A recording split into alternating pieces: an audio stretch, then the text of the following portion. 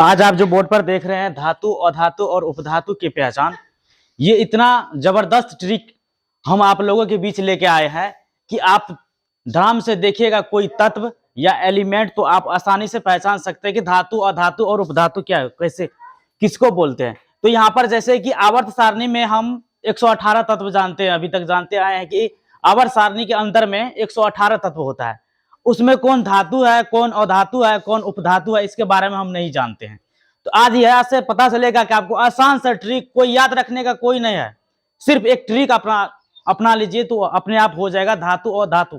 118 तत्व में आप कहीं भी ढूंढिएगा तो ये नियम 98% ये लागू हो जाता है। 98% गारंटी के साथ कहते हैं कि आप 98% आप ढूंढ सकते हैं कि अधातु कौन सा है, उपधातु कौन सा है और धातु कौन सा है।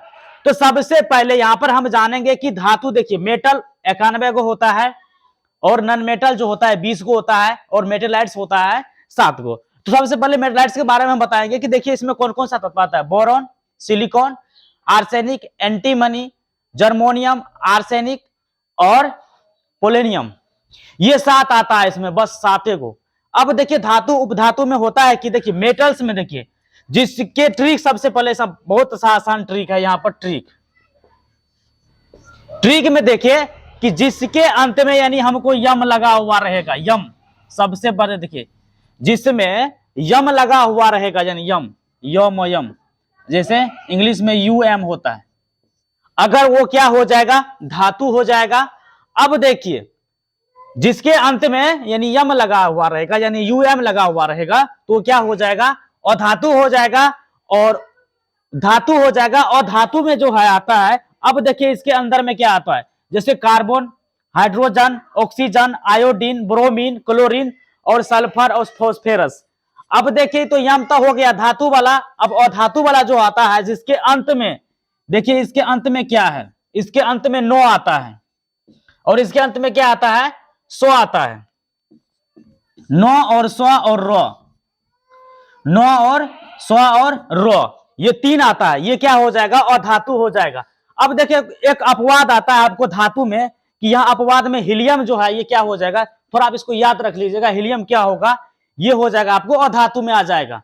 यहां भी हीलियम में यम लगा हुआ है, योमयम यानी यूएम, तो ये क्या हो जाएगा, अपवाद है। ये तो भैया इसको याद रखना पड़ेगा आपको कि हीलियम जो है क्या है, अपवाद है, ये अधातु है। अब देखिए यहां से आपको अंत में अगर रहेगा 9 रहेगा, 100 रहेगा, रो रहेगा तो क्या हो जाएगा, ये अधातु में आ जाएगा। आपको ये वाला फंडा अधातु में हो जाएगा, नॉन मेटल में हो जाएगा। जैसे कार्बन है, हाइड्रोजन है, ऑक्सीजन है, आयोडीन है और ब्रोमीन है और क्लोरीन है और सल्फर है और फास्फोरस है, ये हो गया अधातु, ये हो गया धातु। लेकिन धातु में यहाँ पे यम लगा हुआ है तो ये अपवाद है कि ये अधातु हो जाएगा। अब देखिए अब उपधातु में बोरॉन, सिलिकॉन, जर्मोनियम, एंटीमनी, जर्मोनियम और आर्सेनिक और पोलेनियम, ये आता है 7। सभी को मिलाइएगा तो आपको 118 तत्व, यहां पर जो 118 तत्व होता है आवर्त सारणी के नियम से।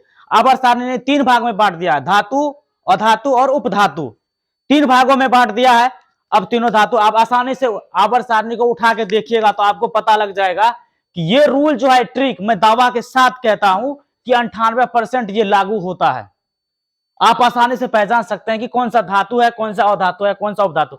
सबसे पहले उपधातु के लिए जो है, पहले आप इतना याद रख लीजिए, 7 को होता है, बोरॉन, सिलिकॉन, आर्सेनिक, एंटीमनी, जर्मोनियम और आर्सेनिक और पोलेनियम। तो यहां से आप देखिए, आप जानते होंगे कि उपधातु किसको बोलते हैं, अधातु किसको बोलते हैं और उपधातु किसको बोलते हैं। जो वह पदार्थ जो ठोस अवस्था में रहता है, धातु क्या रहता है, ठोस अवस्था में रहता है और उसमें चमक होती है, उसका क्वथनांक और गलनांक क्या होते हैं, उच्च होते हैं। और ये धातु जो होता है ये उष्मा का सुचालक होता है, उष्मा का क्या होता है, सुचालक होता है। अब देखिए ये जो है कुछ ठोस अवस्था में रहता है, कुछ द्रव अवस्था में रहता है, कुछ गैस अवस्था में उपधातु रहता है। तो नॉन मेटल देखिए कार्बन, जैसे हाइड्रोजन, ऑक्सीजन, आयोडीन, आयोडीन देखिए ठोस अवस्था में रहता है, ब्रोमीन, क्लोरीन और सल्फर, फास्फोरस, ये सिर्फ ठोस अवस्था में रहता है और गैस अवस्था में, दोनों अवस्था में, तीनों अवस्था में रहता है। तो यहाँ से अवस्था भी ये क्या, इसका अवस्था अलग है, ये ठोस अवस्था में, ये गैस और ठोस तीनों में रहता है। तो यहां से हम जानेंगे कि ये देखिए अवस्था। अब देखिए धातु का परिभाषा यहां से आप जानते हो, पता नहीं होगा तो बता देते हैं हम धातु का परिभाषा कैसे। वह पदार्थ जो ठोस अवस्था में रहता है और उष्मा का सुचालक होता है और चमकीला होता है। ज्यादा चोट मारने से क्या होता है, चादर की तरह वो पतला हो जाता है लेकिन टूटता नहीं है और चमक उसमें काफी रहता है और उसका क्वथनांक और गलनांक उच्च रहता है। बस इसको हम धातु कह देंगे। अब देखिए अधातु में ये सब गुण नहीं रहेगा, धातु वाला गुण अधातु में नहीं रहेगा, उसको क्या बोलेंगे, अधातु बोल देंगे। अधातु बोल देंगे। देखिए उपधातु में जो होता है, उपधातु में ये दोनों का गुण रहता है, धातु और अधातु का दोनों का गुण, धातु और अधातु का गुण। जैसे आप ट्रेन से कहीं पर सफर करते होंगे, देखे तो किन्नर को देखे होंगे, तो दोनों का गुण यानी स्त्री और पुरुष का दोनों का गुण रहता है। उसी तरह से यहाँ पर उपधातु है, ये जो है इसमें अधातु का भी गुण रहता है और धातु का भी गुण रहता है उपधातु में। तो बस आज का ये ट्रिक, लेकिन आप आसानी से आप 98% ये लागू होता है। तो बस आज का वीडियो बस यहीं तक है, मिलते हैं नेक्स्ट वीडियो में।